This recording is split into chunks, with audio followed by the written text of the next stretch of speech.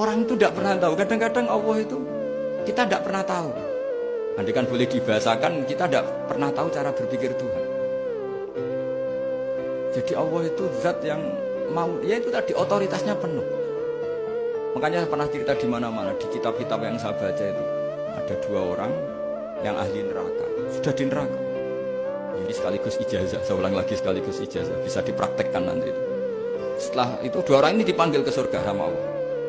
Allah itu tanyanya ya aneh, enak di neraka, ya udah enak di neraka. Ya gak enak di neraka kok ditanya enak enggak ya gak enak. Ya sudah kembali lagi ke neraka, lari kencang-kencang, lari menuju neraka, lari. Sama Allah dipanggil lagi, loh kenapa kamu semangat? Ya Allah, saya ini kapok, saya ini trauma. Dulu ketika engkau perintah, saya ini lelet sekali. Disuruh sholat lelet, disuruh zakat lelet. Maka ini dengan perintah saya semangat supaya nggak ngulang kesalahan yang sama. Akhirnya sama dipanggil, ya sudah di surga aja, di surga. Karena semangat lari menuju neraka. Maka ini ijazah nanti kalau di mahsyar ya, kamu dipanggil, ayo masuk neraka, harus apa?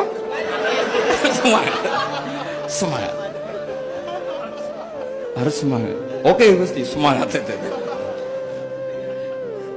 Lah repotnya kalau nggak dipanggil lagi. Akhirnya barokahnya semangat itu dia di surga.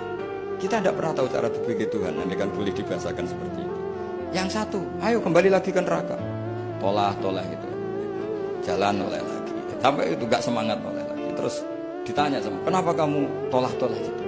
Saya tidak pernah ngira ya Allah ketika engkau panggil di surga kemudian engkau kembalikan lagi ke neraka. Ya sudah kamu di surga saja, barokahnya husnuzon.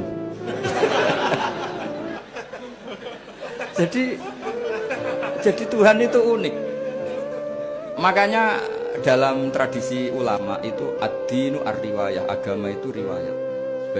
Sebagian diredaksikan inna hadzal ilma dinun fanzuru amman ta'khuduna dinakum. Agama ini, ilmu ini agama, maka lihat riwayatnya. Karena kita tidak pernah tahu cara berpikir Tuhan. Kita harus mengikuti riwayat yang diutarakan Rasulullah SAW. Karena kita tidak pernah tahu. Kayak tadi ada orang diinjek, kita mesti kan terprovokasi ingin bela yang sujud menyalahkan yang injek. Tapi ketika yang sujud mencatut nama Tuhan, Allah tidak akan memaafkan kamu. Itu Tuhan tersinggung karena sifatnya direduksi satu, diambil satu, disembunyikan satu. Loh, ada kan dia begini mungkin malah Allah maklumi. Saya tidak akan maafkan kamu. Enggak apa-apa Allah, kan saya.